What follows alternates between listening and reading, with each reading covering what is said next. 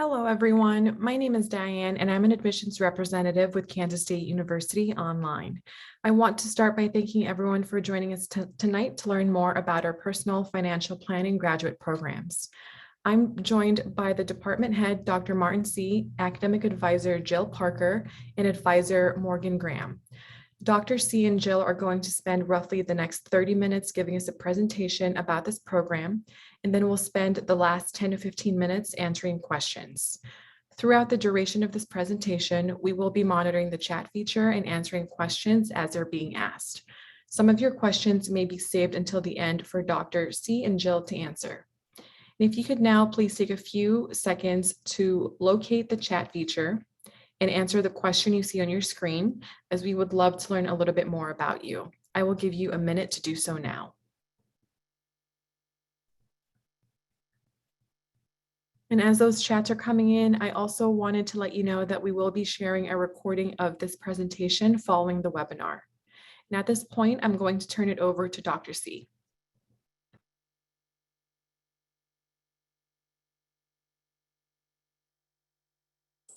You're muted. Well, that's a good start, right? Hey, thanks all for joining us this evening. I know it's a little bit late at 8 o'clock and really appreciate you dedicating the time to spend with us. And I also know the decision to go back to school for a graduate degree is not something you take lightly. There's a lot of time, heart, and effort that goes into it, and there's sacrifices all around. So really appreciate you considering us, considering K-State as we move forward. I want to real quickly go around and introduce the team for you, who will be the team that you will be dealing with if you should choose K-State. So my name, once again, is Martin C. I'm the department head of the Personal Financial Planning Department. And my job is really not to do much except make sure the trains run on time, and they're on time about half the time. So I consider myself pretty good for an academic. But there's two other individuals I want to introduce you to, and we'll start out with Jill Parker. I am Jill Parker. I'm the undergraduate program coordinator in the Department of Personal Financial Planning at K-State. I've been helping out over the past few months working with students who are prospective students or current students in the graduate programs. And so that's why I'm here tonight. Thanks for being here. Thanks, Jill. And the next person I want to introduce you to will be the person that if you come to K-State, you're going to deal with for the next couple years. Jill's been doing great helping out. Many of you have reached out. She's helped you, but we are really excited to welcome Morgan Graham to Kansas State. She's going to be our new graduate program coordinator with an excellent background. She comes to us after working at the CFP board for the last 5 years, helping support academic programs, and actually just finished her online master's degree here at K-State in academic advising. So I know she's excited to be here and to put that degree to use. So Morgan. Yeah, thanks, Martin.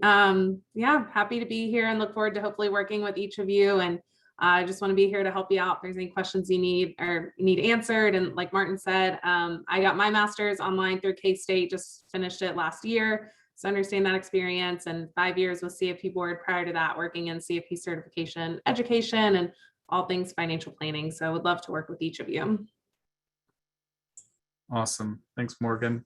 So we'll go ahead and get started. I see there's folks from all over the country in here tonight. So welcome, welcome, welcome. And so what we're going to do is talk a little bit about what financial planning is. And then we're going to talk about our specific course options. I know in the crowd, we probably have some folks that are thinking about the CFP, financial planning as a career for the first path or for the first time. And then we also have some folks out there that are existing CFP professionals. So if you're the existing CFP professional, hold tight with me a little bit. But I do think this conversation helps you understand sort of where we come at financial planning philosophically here at Kansas State. So from a broad perspective, and we have this conversation all the time, like if you could imagine the absolute perfect profession, a lot of people would say, hey, look, perfect profession would be an opportunity where I could influence people, I could help them, I could impact the community, I could at some level make the world better. You know what would be even better is if there was this career opportunity where you could focus on helping people, but you could also help yourself at the same time, and you could charge an appropriate fee and make a high income. And well, boy, what would be even better is if you could help people, you could make a high income, and over time you could have high flexibility. You could go coach the proverbial baseball team for your child and be able to dedicate the time that you want to the things that matter. And wow, if there's this career path that helps people, that has high income and that has high flexibility, there must not be any job opportunities out there, right? Well, as it turns out, financial planning is all of these things, and there are so many job opportunities out there right now. Those of you that are in practice sort of know how in demand this is, but I'll say, so next week in Manhattan, we are hosting a conference of existing advisors. And for our undergraduate students, we have 15 sponsor firms that are coming to town that would love to hire somebody to come and start to work for their firm. So for those of you considering financial planning as a profession, just know there's lots of opportunities out there, really good way to get engaged. And we, of course, are glad to be a resource along the way. So I wouldn't be an academic if I didn't give you a definition. You're thinking about going back to school, so I will start you off right. And this is a pretty important definition. This is the definition of financial planning. Apologize for reading it, but I do think there's some elements here that matter. So financial planning is a collaborative process that helps clients maximize a client's potential for meeting life goals through financial advice that integrates relevant elements of a client's personal and financial circumstances. A couple of things that really matter to me as I look at this sentence and what I think financial planning really is. So the first thing that stands out is it's a collaborative process. The old model of a client comes to you and you're the sage person with all the advice and you tell them what to do just doesn't work, because the reality is if the client's not bought into that process, they don't follow your advice, they don't move forward, and they may not stay with you as clients. So when you think about financial planning, what you're really thinking about is a collaborative process where you're on the same side of the table as a client, helping them move forward. The second part of this definition that I really like is it's maximizing a client's potential for meeting life goals. So financial planning isn't really about the money. Financial planning is about the means to an end, and that end is whatever that client's life goals might be. And they can be very, very, very different depending on the client.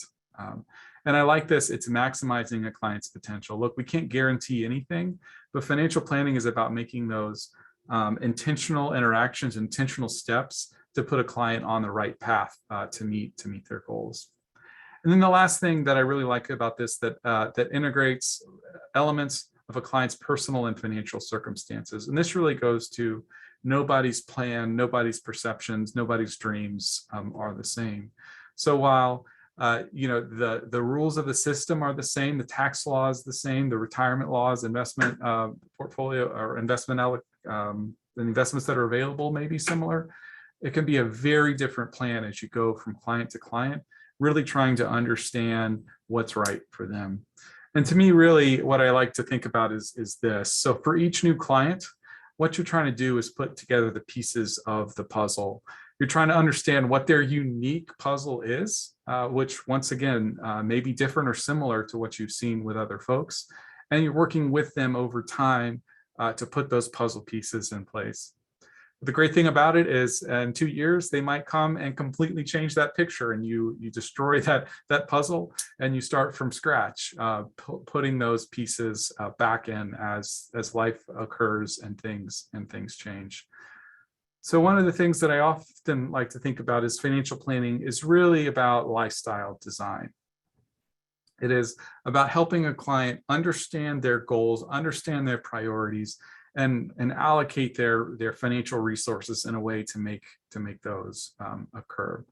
A simplistic example, we just made a significant decision in my house. I'm a CFP, my wife's a CFP, and we decided the lifestyle we wanted a bigger home. And now all of a sudden we have a big home with big recurring payments, but that's what our, my wife, at least, I'm just along for the ride, but my wife's goals and priorities were. And so we made that intentional design to allocate our resources in accordance with that. So what does it come back to? Really what a financial planner does is gives the client the organization and the confidence to move towards their dreams, to move towards their goals, and then provides them accountability along the way. One of the things that we hear all the time is the best advice that's not taken is kind of irrelevant, and a financial advisor with no clients. The best financial advisor, the best technical financial advisor with no clients doesn't serve anybody. So it's all about creating that relationship with clients, organizing their financial lives, giving them clear action steps to move forward in a way that's digestible for them, and then holding them accountable. If they come to you in the current market and say, hey, I think I want to pull out of all my stocks, I don't want to own anything, you can say, well, hey, what's your time horizon? What's your goal here? Is this just a short-term volatility? How does this relate to your big overall plan? So a couple other things related to this. So this is, long story short, there are so many career opportunities in financial planning. This is what we created with a couple other universities to try to understand the different career paths. You can go into an entrepreneurial type model where you build your own practice, you create your own clients, and you build from scratch.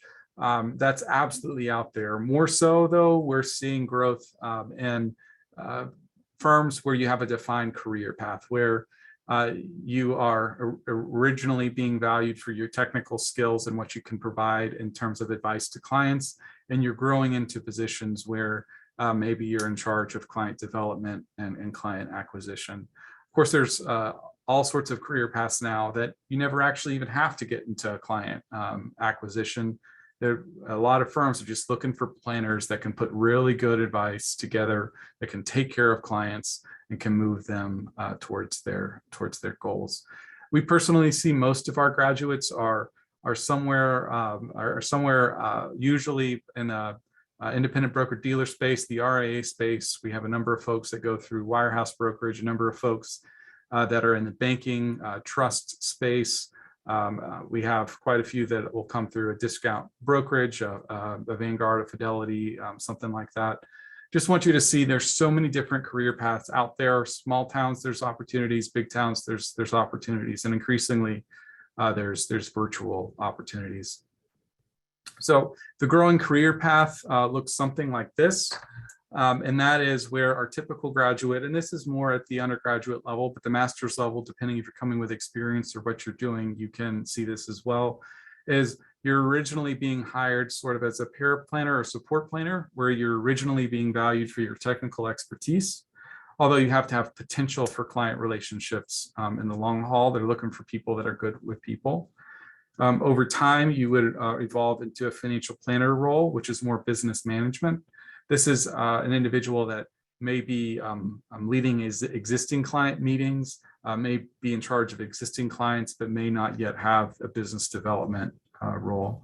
This would evolve into more of a senior advisor role, where now your job is business development. It's bringing people in. You have a team that helps to service the clients, and your job is to find and pull them on board. And then the highest level would be a partner. And I should note, this is great stuff from Michael Kitces, kitces.com, as he outlined the career track.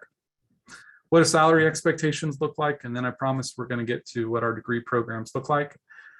So they're really, really strong. So the average paraplanner or support advisor has 4 years of experience with average total compensation of $65,000. A service advisor or senior advisor. And many of you that are coming in with multiple life experiences may start as a service advisor instead of a paraplanner. The average total salary is about $94,000 8 years in.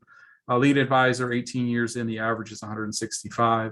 And a practicing partner, 20 years in, might be up to 334. I think it's really helpful, though, if you look at those job tasks to start to understand the role you'll be doing and the value that you're going to be asked to deliver to clients. But hopefully that's made you somewhat excited about financial planning as a career path. And now we'll talk a little bit about our degrees. So we actually have 5 graduate programs. We're going to talk about 4 tonight. We do have a doctoral degree program, but we're not going to focus a lot of energy there. We only accept applications once a year, and that's towards the end of the year. So we will have a webinar devoted specifically to the doctoral degree if you're interested. closer to time for that. But at the master's level, we have 3 graduate certificates: the personal financial planning graduate certificate, the financial therapy graduate certificate, the advanced financial planning graduate certificate, and then a master's degree in financial planning. The core of the content for those of you that are not existing financial planners would be the personal financial planning graduate certificate. And the beauty of that program is you go through and you'll meet the requirements to be eligible for the CFP exam. So that's going to be your core basic fundamentals of tax, personal taxation, investments, estate, retirement, and investments. I don't think I said that. And then a capstone course. Okay. So that's going to be 6 courses, get you eligible for the CFP exam. And then we have 2 specialty tracks. Those of you that don't have a CFP, you would choose one of these. For those of you that have existing CFPs, if you want to do the master's degree, you could choose to do both of these paths. And the way that we think about this is we've sort of tried to provide a specialization track in dealing with people and behavioral, and a specialization track dealing with more technical content. So the first of these tracks is the financial therapy certificate. So when I think about financial therapy, I think of an interaction between behavioral finance. So that can be economics, that can be psychology, economics or finance. And then what really makes this unique is marriage and family therapy. So our most well-known faculty member in that program is Dr. Megan McCoy. If you Google her, she'll pop up everywhere. She's doing absolutely insane. She is a trained marriage and family therapist who came to finances from that background, from seeing clients argue about money and trying to understand how she could help them do better. So we talked about the financial therapy certificate as being client-centered training that helps you better serve your clients. And really what it tries to do is give you insight into the client's mindset. How are they processing information? How are they making decisions? Why are they not reacting the way that you would expect? I'll give you an example. I was talking to an advisor in Kansas City. He works with high net worth clients, and I think he said the client has about $15 million in assets. And so they're getting to the point that with growth, they could have significant estate tax problems. So he was being the dutiful advisor trying to say, hey, how do I save them on taxation? And he came to them with this beautiful plan about a charitable remainder trust that would be smart financially to help them get assets out of their estate and save them money. And he had a couple meetings with these clients pitching this idea, and he couldn't understand why the clients weren't latching on, because he, as the advisor, was saying, hey, I'm going to save you money. I'm going to save you money. I'm going to save you money. Well, at one meeting, he pushed it a little too far, and the client says, we're not giving up our money. I'm not going to let go of my money. Well, it turned out that client, even though they had $15 million, had come from a resource-constrained environment growing up. She was always worried about where the next dollar was going to come from. So while the advisor was so focused on the right technical recommendation, what he missed is that the client had an emotional scar or perspective on money that didn't care about what the right or the absolute smartest technical recommendation was. It was, I need to know that I'm okay, and by controlling my money, I know that I'm okay. I think that was a really good insight into how you can break apart what's right for the client and what's maybe technically correct. The other thing that we try to do with this program is provide practical insight into techniques and strategies that you can use. We want to really make sure that we are giving you things that you could take into that room with a client and help them help you serve your clients better, from being in better touch with how they're thinking, how they're processing information, and the type of interaction style they're going to be more likely to respond to given advice. The second area that we have a specialization in is an advanced financial planning certificate. So when it comes down to it, the CFP content is basically a mile wide and an inch deep, and you have got to memorize so much, but you don't get a lot of depth and you don't get a lot of integration. That is, how is tax related with estate planning related with retirement planning? So this advanced financial planning certificate is really designed around how do you how do you integrate those areas together and deal with clients in special scenarios. It's going away from what really is the book knowledge from the CFP exam to trying to give you insight into actual client scenarios and how you might complete those estate, retirement, and tax needs with that. We also, in addition to those classes, have a practice management course that's meant to help advisors that are managing their practice better. Once again, we try to build on the CFP content, so you can't take this track unless you've completed the CFP content, but it helps you provide practical insight into more complex client scenarios and how you might interact with those. So I vomited on a page a lot to you, so I'm going to turn it over to Jill Parker for a little bit to talk to you a little bit about why K-State. Jill. Thanks, Martin. So I could talk about K-State forever, and I actually have in the past few days I've been meeting with students who are interested in K-State, and I can just talk forever. But one of the first things that I love about K-State, in particular our department, are the committed faculty. When it comes to faculty doing cutting edge research, you'll see that K-State professors are doing that. But then you also have the K-State professors who are connecting with our students, getting to know our students. Oftentimes the classes can be relatively small at certain points during your time through the programs. And so you get to know them and you get to connect with them through optional live Zoom sessions. And so that's really the draw for me when I continue to talk about K-State and about why I love working in the department, is the relationship that I have with faculty and the relationships that I see students and faculty get to have, whether they're undergrads or grad students. There's also a lot of student support. So tonight you're seeing the department head, who you get to meet very early on, but then you would also have an advisor that will walk you through the process of, hey, I'm kind of thinking about this program, just kind of checking it out. Is it the right point in my life to be able to do this? Is this doable?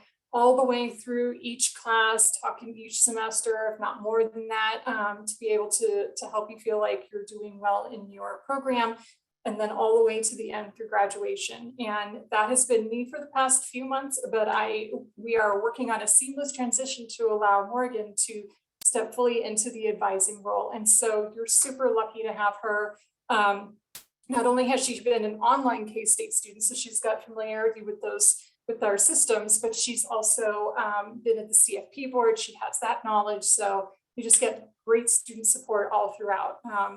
And then how students move through the program in a cohort. You can start at multiple points during the times, whether you're going for the master's program or various certificates.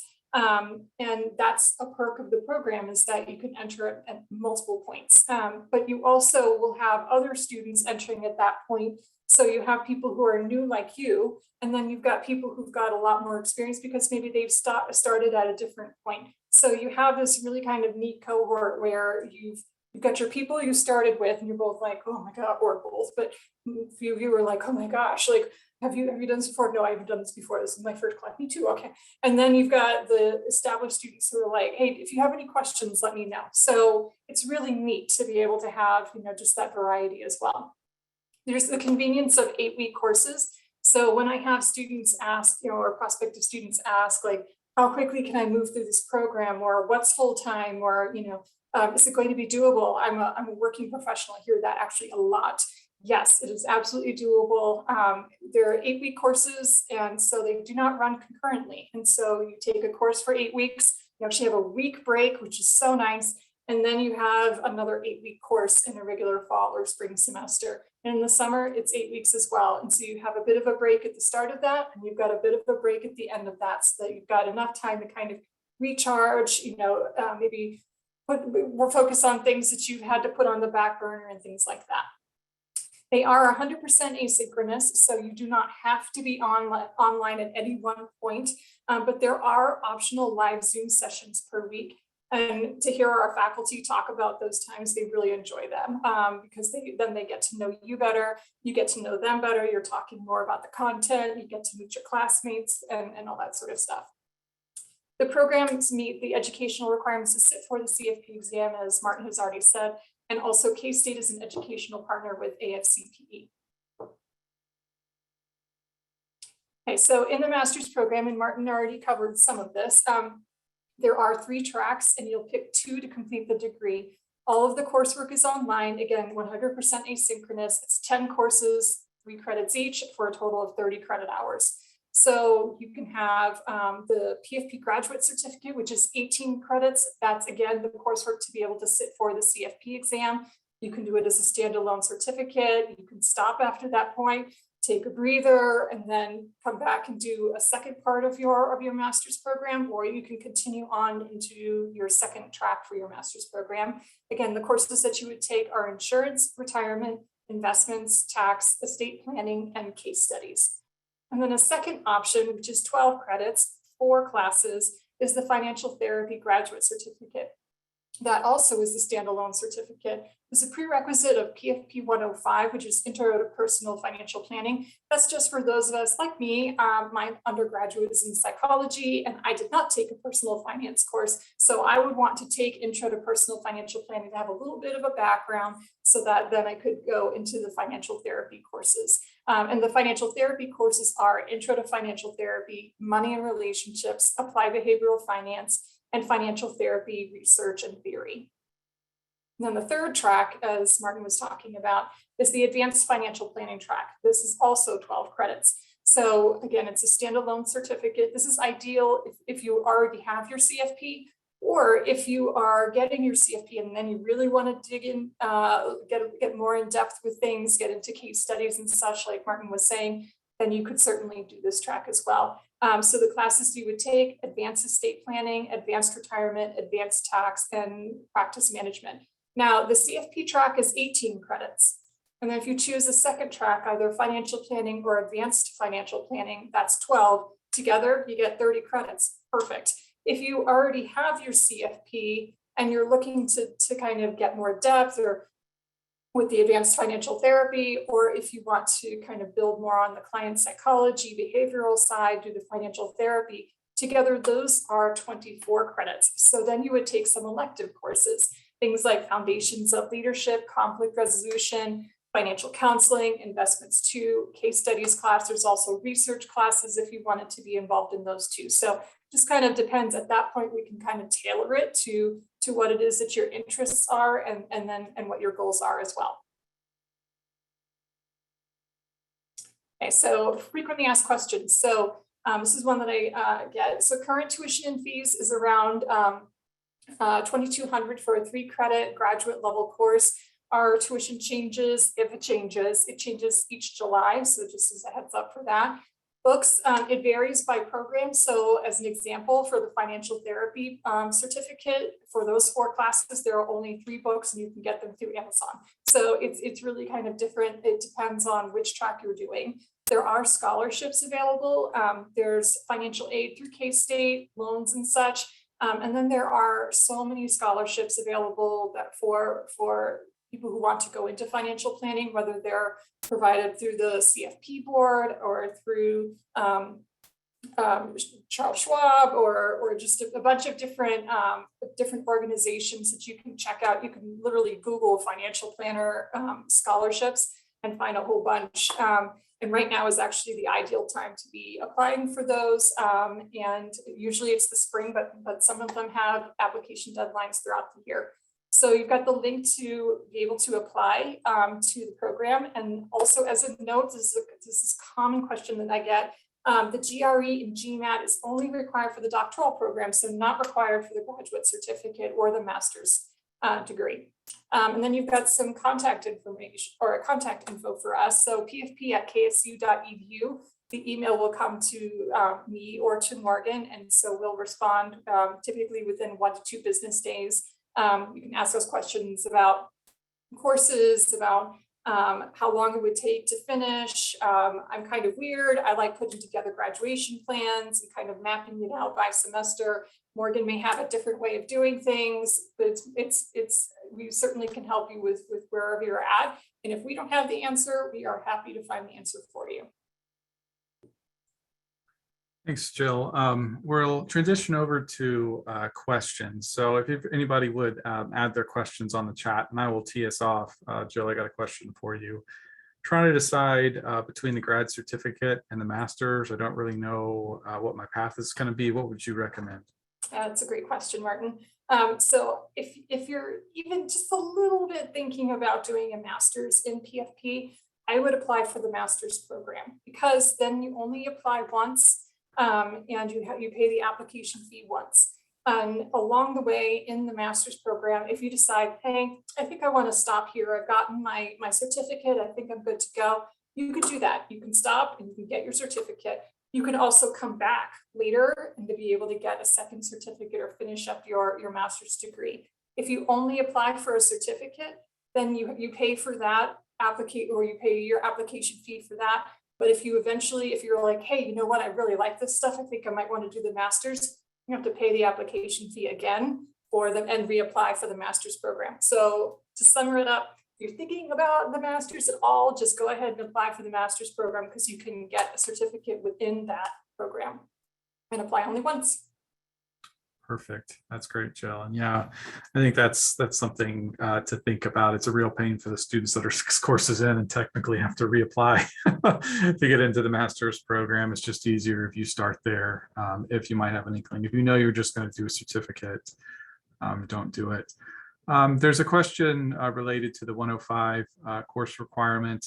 So really that is related to folks that haven't had any experience at all in financial advising or financial industry. So if you're an existing advisor and you have professional licenses, yeah, you don't need to take 105. Typically, when we look at students, that we have people that have like Jill said, a psychology background, a marriage and family therapy background, a counseling background, that don't have evidence of really that understanding, that baseline understanding of the variety of financial issues that really need that. The reality is, in the financial therapy certificate, we don't actually teach a whole lot of straight financial content.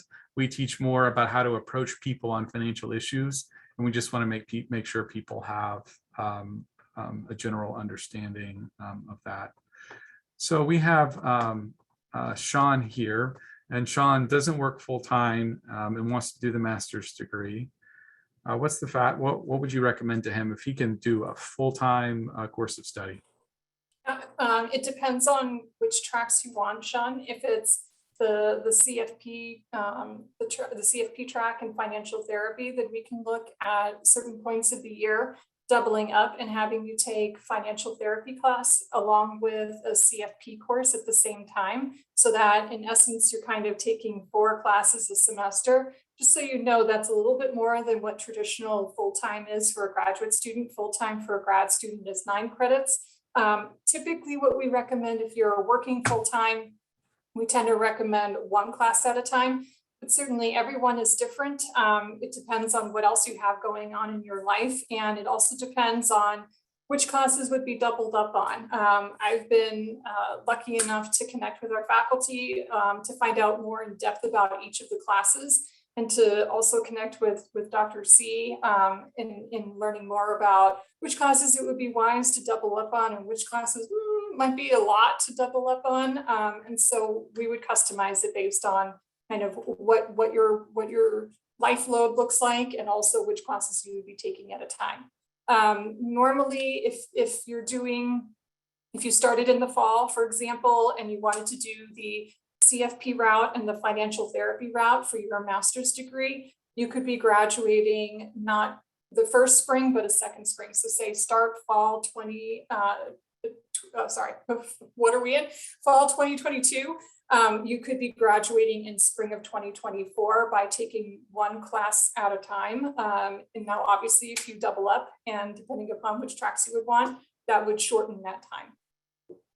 Yeah, thanks, Jill. And Sean, realistically, what the best path for you to be would set up a time with Jill and Morgan, and they could literally talk you through the exact course sequence that you would have to take to graduate, and they can show you what the normal path would be. And if you want to double up, if you can tell them the tracks, once again, they could walk through that. So before you started, you could understand that course sequence. But I think Jill hit it on the head. For working professionals, definitely don't recommend that you take 2 classes at a time or for a semester. But we have had individuals like yourself that are not working full time that can start and move forward. So Satchel says, I'm interested in the financial therapy certificate. I've heard most financial therapists have a so-called home plate, i.e. Financial planning masters and mental health counseling masters. I hold a BS in business admin with a finance concentration and 4 years of experiences in coaching and counseling. No formal work in finance, no accredited degree in counseling. Do you see many applicants with this blend of education experience? So I'll pause there. There's more, and yes, absolutely. We have seen folks that apply for the financial therapy program that have amazing financial credentials, and we have folks that have no exposure to finance specifically. But I would say with that shared background of an MBA in finance and then coaching and counseling, I mean, that sort of like you're all around it, right? So that'd be sort of an ideal background, I think, to hit the ground running. Does that sound right, Jill? I'm sorry, I wasn't aware that there was an MBA. Maybe I read it incorrectly. Oh, I have a sorry, a bachelor's BS in business administration finance. Thank you. Yes. So yes, and generally, so it depends on what you would want to do when you're done. I personally have a master's in counseling. Obviously, I have no CFP, no financial planning background whatsoever, aside from advising. But I never took a financial class in my master's counseling class or in my master's in counseling. And so I tend to say that it's like having a great set of skills and something that not a lot of people would have if you want to go into, or if you want to continue working with people. It's just kind of like this extra, super awesome skill set that sets you apart from everyone else. So yeah, I think that might answer that. Yeah, I think that's it. And then Satchel, it really depends on, I think, what you want to do with it. If you do want to be a financial advisor, anybody that's going to be a full financial advisor, I would recommend taking the CFP content. That's sort of the gold standard moving forward. If you don't want to give financial advice and you want to do more counseling, coaching, therapy, then you may not need that. But if you do want to be a full financial advisor, then I would recommend that you add the CFP content with that as well. Rachel asks, do you have career data for what people do with a financial therapy certificate after receiving the certificate, not anecdotes? Rachel, that's a great question. I actually don't have that data on hand, but that's actually a really good point for us to collect that. Jill, do you have anything? Well, I think the other part that's a little bit challenging that you may not know, Rachel, is that financial therapy is a really new occupation. It's a really new field, and so there's typically people who go on safe to be a certified financial therapist. They have a secondary or maybe a primary licensure or certification, and like a licensed marriage and family therapist who's also a certified financial therapist. So it's a brand new developing field, and so there's not long-term data at all yet to be able to collect for like what's happening within the field, because it's still so brand new. And I've had people ask me, would someone hire a financial therapist? The field is still, still starting to understand what is a financial therapist. I've heard that some firms are still like, I don't know that we would hire a financial therapist, but I would refer out to someone who has financial therapy background and has that coursework. And so again, it's still because it's still new, yet the skill set that you get from taking the classes is phenomenal. Yeah, Jill, and I may say that in different words, but it seems like most of our students are using it in an allied field. So their main job may be a financial advisor and they're using financial therapy, or they're a marriage and family therapist that's using financial therapy. There are a number of individuals that have started practices in financial therapy, but there is not an existing job market for straight financial therapists without sort of that home. Did I say that correctly, Jill? Thank you. Yep. Sean follows up. What times of the year, months may students start the master's program? Ooh, Jill. I can answer it. So multiple times. We're actually holding this webinar at this point in time so that if you wanted to start some classes in the summer, we offer 2 classes depending upon your track in the summer, then you have enough time to be able to apply at this point and to be able to get admitted and to be able to start the class at the end of May. So normally we say at least 4 weeks before the start of the next class. And so the classes start at the end of May, they start in the middle of August, and they start towards the middle of January. So I tend to say at least 4 weeks before that is when you want to apply to give enough time for processing paperwork and forms, and give your references enough time to submit the letters of recommendation and things like that. And just as a heads up, because I did not mention this, the master's, the PFP graduate certificate, and the advanced financial planning graduate certificates require 3 letters of recommendation. The financial therapy certificate does not. So it's a little bit different. But anyway, so right now, if you wanted to start for the summer, it's ideal timing. You could also apply now and plan to start in the fall. It's really up to you as far as that goes. But I tend to recommend at least 4 weeks before the end of May, at least 4 weeks before the middle of January, and at least 4 weeks before the middle of August. Sorry, I went a little bit out of order there. Thanks, Jill. And lots of starting points. And if shoot for 4 weeks. If you're late, we can usually get you through as long as you open and communicate. But Jill's life is stressful enough without trying to push through a lot of applications at the last minute. So we really appreciate people that move quick. The one thing, Jill? Yeah, I was actually going to mention the second 8-week classes. Oh. Okay, sorry about that. So because our classes run every 8 weeks in the fall and the spring, if you're kind of like, oops, I forgot, or life came up and I wasn't able to apply before the start of August, but I see that there's a class that starts in October. It's September. Can I apply? Yes, you can. Absolutely. And potentially start in that October class. So I'm going to say August, October, January, March, May. Those are the 5 entry points throughout the year. And again, at least 4 weeks before those months. Sorry about that. It's 8:43 where I'm at, and my brain isn't functioning as well as I would like for it to. Yes, and I think Jill and I were on a contest to see who got here earliest this morning. So we are here physically, but mentally we may be somewhere else at this point. So Marshall asks if there is a thesis comps requirement for the financial therapy masters, and no. All master's level coursework is course completion only. There will be both in the CFP and then the advanced planner track, there is sort of a capstone project that you will do, but that's all integrated into the content. There is no thesis or comps requirement. PhD is a different deal, but for certificates and masters, there is no thesis or comps requirement. I'm trying to weigh the benefits of doing financial therapy certification with you or with you all are certified financial therapists. What would be the difference? So Kendra, I think you're talking about the Financial Therapy Association. And so long story short, so the Financial Therapy Association is the one that offers the CFT marks. And I think that actually started at KState. The Financial Therapy Association did, and we were its home for its first 5 or 10 years that it was around. It's now grown and doing amazing things, but they actually do have that designation. I think the difference, although both good, I would not speak negatively of what they do, but that's going to be a little bit more self-study, and it's going to be a little bit more designed to the knowledge for the test.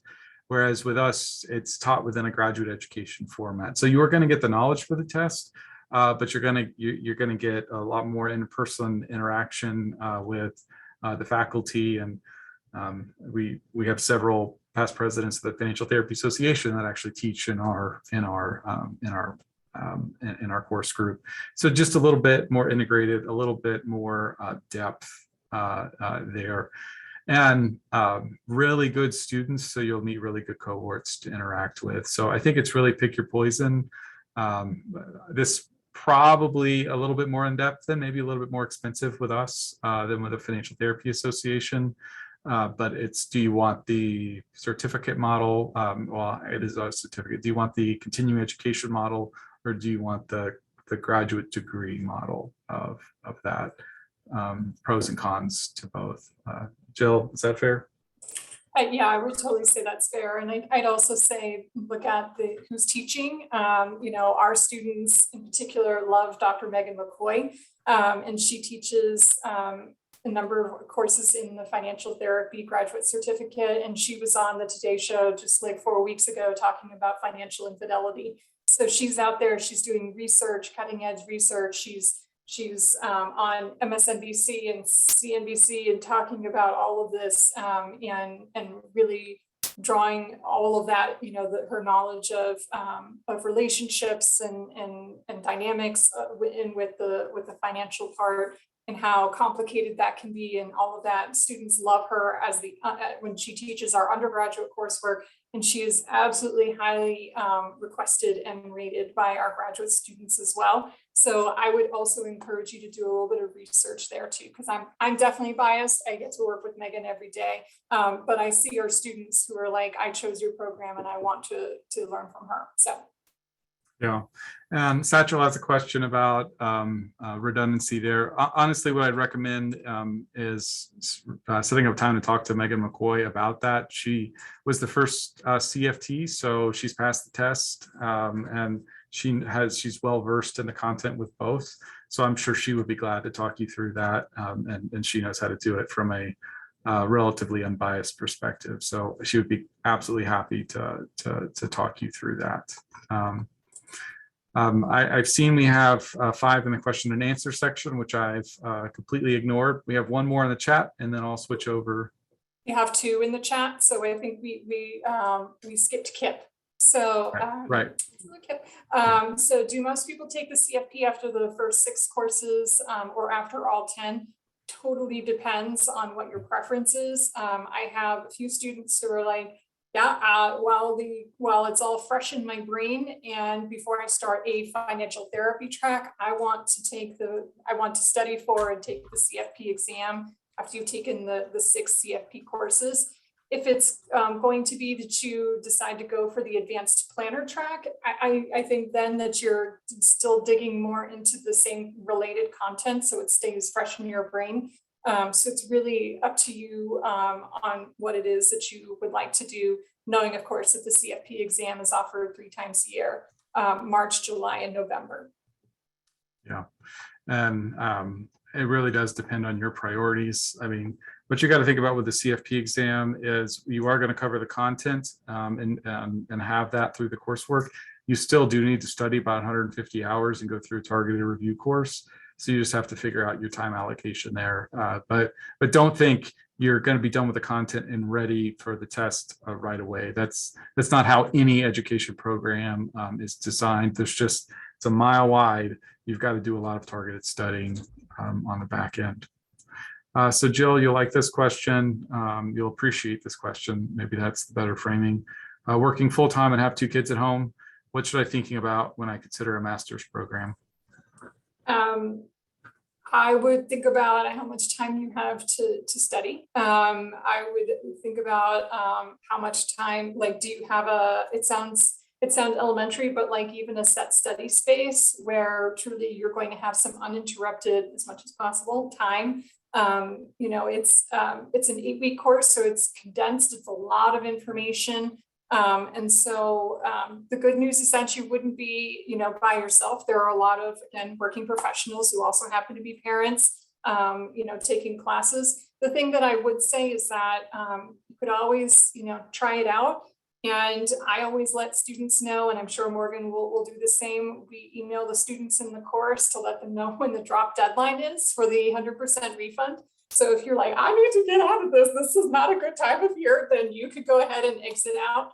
And maybe, because sometimes the summer is the busiest time of year because, kids aren't at school. And so maybe that's not the best time to start, but certainly August would be because the kids are back in school. So It really depends. And so that's where I know Morgan as an advisor, I know that I as an advisor, we tend to really, we really like having those one-to-one conversations with students to be able to kind of get into the nuances of situations and things like that. Yeah. And, I would just say our faculty are used to working with professionals that have complex lives. And if you communicate with us, we really are going to work with you. It is 8 weeks, so it goes quick. So it is hard if you get disengaged. But once again, I think we pride ourselves as a program on being approachable and caring for our students. So as long as you communicate, generally speaking, we're going to be able to work with you or come up with some sort of plan there. An anonymous attendee asks, can previous classes from an undergraduate degree knock out some classes for the master's program? There's two answers to that. The first answer is no. Classes have to be taken at the graduate level to apply towards a master's degree. It is possible if you have taken graduate level classes at another university to transfer in hours. We'd have to look at a transcript for that. Since it's an anonymous attendee, I will give an extra. And if you have taken some of the components for the CFP exam and you're just trying to top off for the exam, we often have students that, maybe they've got a finance degree and they had a taxation class, an insurance class, and an investments class, but they need an estate class, a capstone, and whatever it is. So they'll come back and finish out that coursework and then submit a transcript review to the CFP board. So if you're in those situations, you can top off, but that really is just dealing to CFP exam eligibility. You would not be able to count those undergraduate classes to that graduate degree.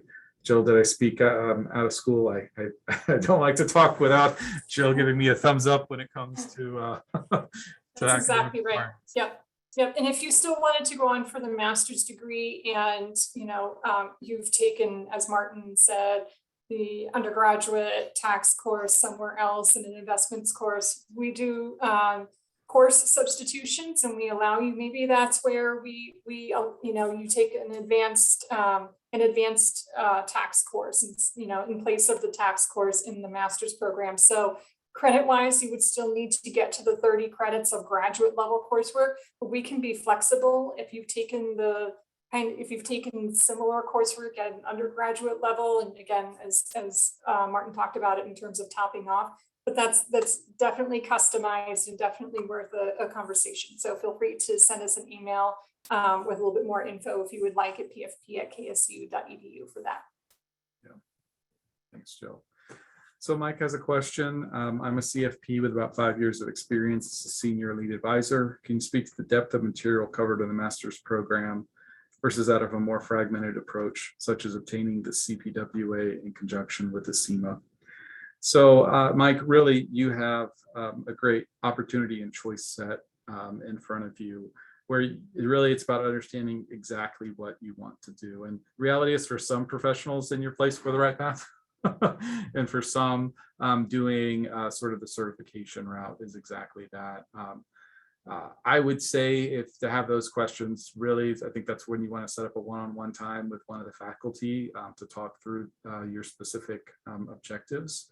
In that particular route, I think probably a conversation with Derek Lawson, Stu Heckman would be great. As existing advisors who have practiced and also have seen the content, they would be really good at talking you through what makes sense given your goals.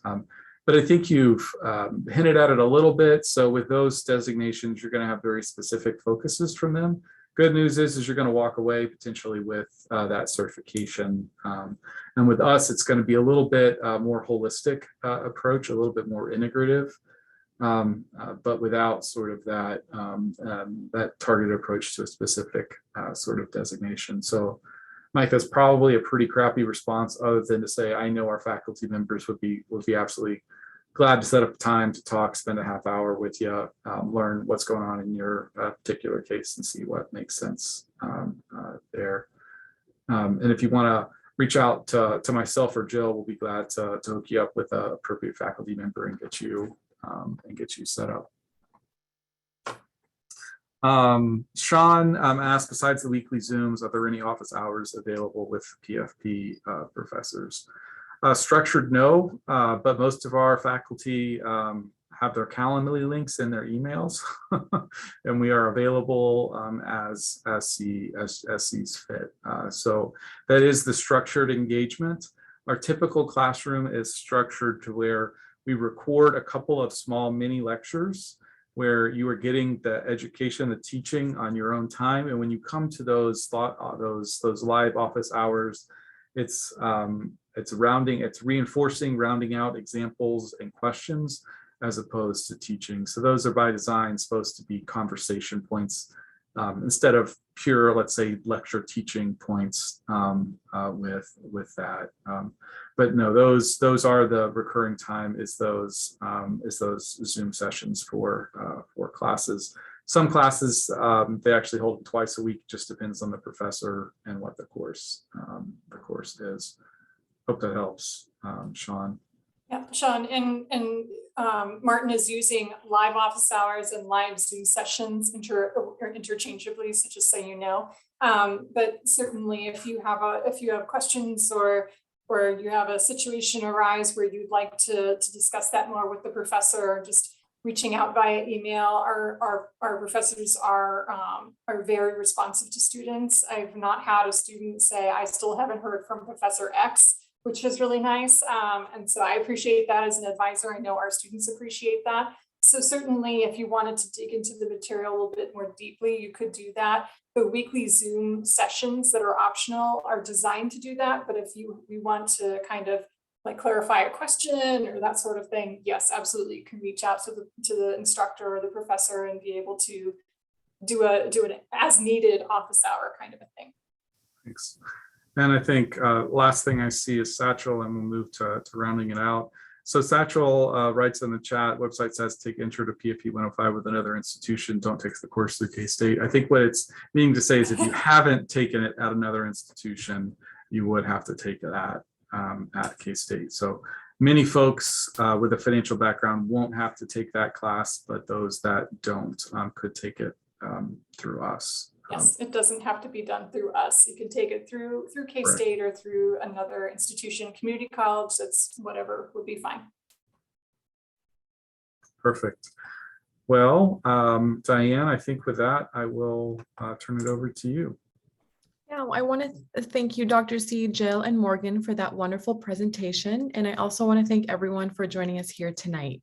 If you are ready to apply, please visit our website at online.ksu.edu and select how to apply for detailed instructions. As a reminder, everyone who has registered for this webinar will be receiving a recording via email as soon as it's available. Finally, if you have any additional questions that we didn't cover tonight, please don't hesitate to reach out. We also want to be sure to let everyone know that we do have application fee waivers available to those applying for the master's degree this upcoming summer semester. So feel free to reach out to us at online@ksu.edu when you are ready to apply, and we will provide you with a code. Thanks again and have a great night.